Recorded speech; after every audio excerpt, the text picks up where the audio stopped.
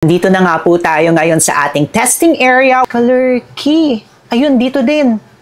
Ako makikita nyo, nagtawag na sila ng barangay.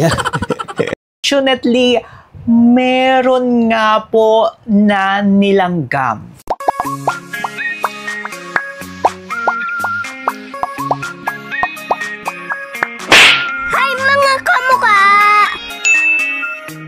Hi mga kabuka! Tayo po'y nagbabalik. Ako po si Sir Lawrence, ang inyong pambansang human guinea pig. Heart, heart! Last review video nga po natin, gumawa tayo doon ng experiment. Kung lalanggamin nga ba or hindi lalanggamin yung mga nagkiklaim na meron silang stevia. At may nag-comment sa inyo doon mga kamuka. Thank you so much po doon sa nag-comment sa atin na yon.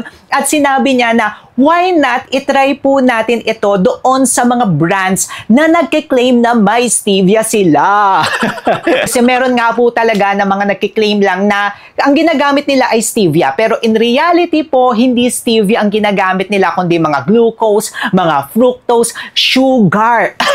At alam naman po natin yung mga kamukha na kapag sugar ang ginamit is may tendency nga po talaga na langgamin ang produkto. Pero isang disclaimer nga rin po, yung gagawin po nating experiment ngayon is kung ano nga po yung batch number or kung ano nga po yung naging available sa atin. Hindi po ibig sabihin nito or hindi nangangahulugan na sa lahat ng batches nila ganito ha. Baka naman nag-improve na sila or baka naman ito lang talaga yung nalagyan nila ng sugar. Ito nga pong video natin na ito ay magsisilbing gabay lamang sa inyo. Ayan. Simulan na nga po natin ito mga kamuka. Una po sa ating listahan ay ang Blink Glow! Blink Glow, ayan, meron po tayong separate na review nito. Kung gusto nyo po mapanood, nakalagay dito, nakaklaim dito mga kamuka na stevia ang kanilang sweetener. Ayan, medyo sayang to Gusto ko ba naman to? Medyo sayang. So, ayan siya mga kamukha. Iwan po natin ito at lalagay natin doon sa ating testing area. Next naman po sa ating listahan ay itong Life by Koji-san na glutathione. Yes, may glutathione po na drink itong si Koji-san. At isa po sa kanilang nilagay dito na ingredients ay meron po itong steviol glycoside, a sweeter. I-check nga rin po natin. Ayan, go. Check tayo mga kamukha. Next naman po sa ating listahan ng itetest ay ang 11 by Miss Ellen Adarna. Ayan, i-check natin ito mga kamukha. Kung ang mangyayari ay lalanggamin, kasi nakalagay nga rin po dito na may stevia siya or ang sweetener niya ay stevia. Isali na natin yan. At syempre, hahalu-haluin. Okay. Then, ilagay na nga rin po natin siya sa ating testing area. Isunod na nga rin po natin ito sa ating listahan. Mga kamukha, walang iba kundi ang kay namin ang winasak na tahanan. Kay namin na Yaceruberry. Asay-berry yan mga kamukha. Nagandahan tayo. Kung gusto nyo pong mapanood yung ating mga review nito sa ating channel, ayan, ililink na lang po natin sa description box sa baba. Ilagay na natin ito. Haluin mo ng todo. Next naman po ay si Meiji. Meiji Ghost can... Wow! May mga pa ganon. Ito po ay Coffee Ageless Beauty with Slimming. Medyo nanigas-nigas na siya ng konti. Medyo may pagkatigas-tigas siya ng konti. Uy, ang bango niya in fairness ha. Ang bango. Hindi ako ma-coffee na tao kasi nga po nagpipimples ako. Pero in fairness, ang bango nitong Meiji Isunod na nga rin po natin itong si Lux Slim na matcha latte. Matcha pandelato. Wow. Kumata na matcha pandelato, no? Ayan, halu-haluin na natin itong si matcha latte. Ito pong next natin, ang ginamit nila is steviol glycoside din. Or stevia, walang iba kundi ang Watsons. May review na rin tayo nito mga kamukha. Curious ako dito, in fairness mga kamukha, kung lalanggamin nga ba siya. So, ito po ay effervescent tablet at hinuhulog na lang din natin yan dito. Ayan, hulog natin siya dyan. Tapos, haluin na rin natin siya. Ito pong next natin, actually, walang nakalagay na stevia. Kaso nga lang, ang dami nagre-request sa inyo na i-review natin to dito sa ating channel.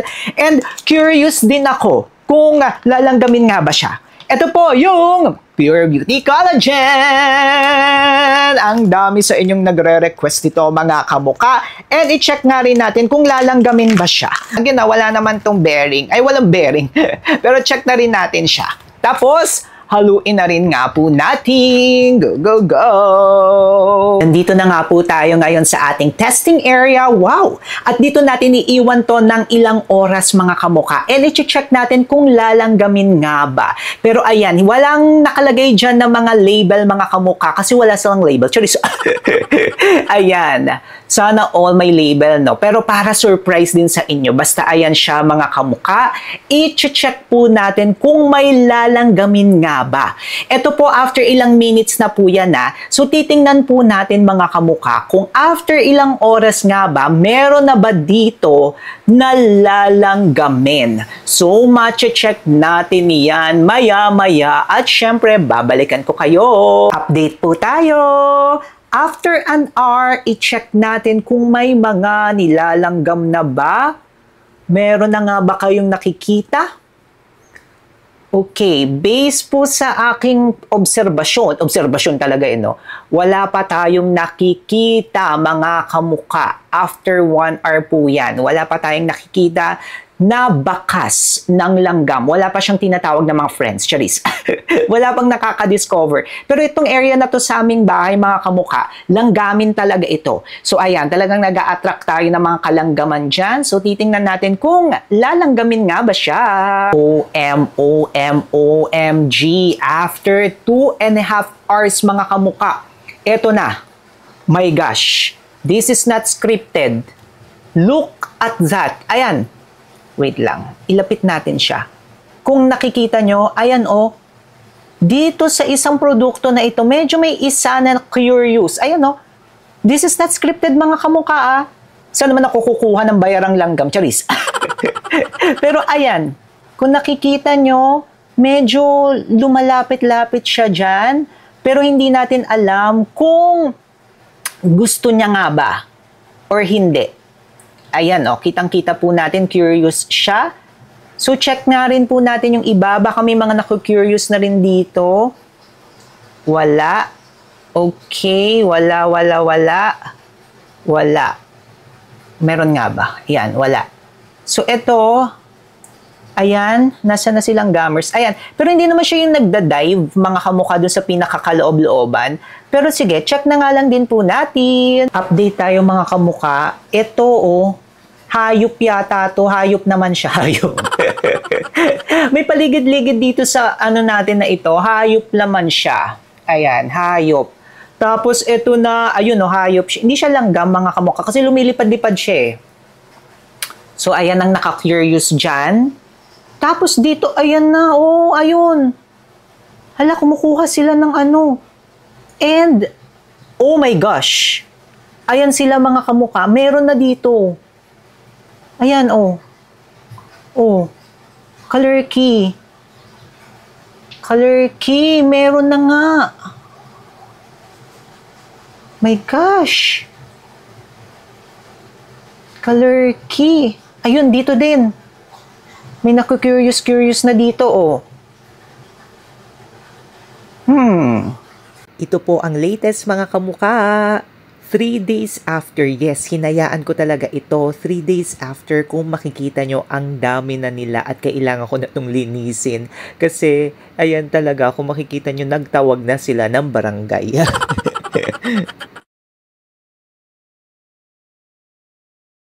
Unfortunately, meron nga po na nilanggam. Binayaran ko ang mga langgam. Charis. Sa ating pong mga tinray, ang nilanggam ay ang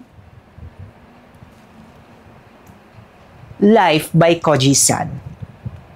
Alam nyo, upon checking, biglang ganun agad Alam nyo kasi mga kamukha, upon checking, maiintindihan na natin siya. Hindi siya siguro dahil sa hindi stevia yung nilagay nila.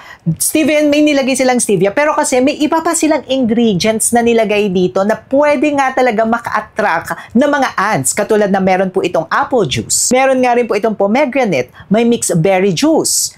May bayberry juice. Meron nga rin po ito na mga artificial flavors. So may tendency nga po na talaga mag-attract ito ng mga langgam. Pero hindi ibig sabihin pangit na siya mga kamuka. Ibig sabihin lamang po nito is meron talaga siya na mga natural ingredients na yun, pwedeng makapag-attract and everything ng langgam. Pero nakakatuwa yung mga ibang mga brands. Hindi nilang gama in fairness.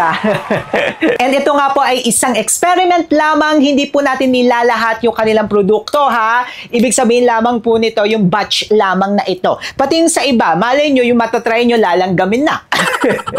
Ang galing talaga ng channel natin na ito. Natutuwa ako. Maraming salamat po sa lahat ng suggestions nyo rin, recommendations, and kung meron pa po kayo na recommendation, ilagay nyo na yan sa baba.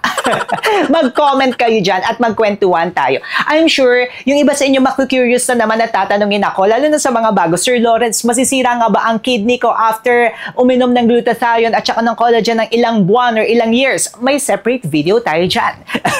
Chinek na nga po natin yung kidney natin.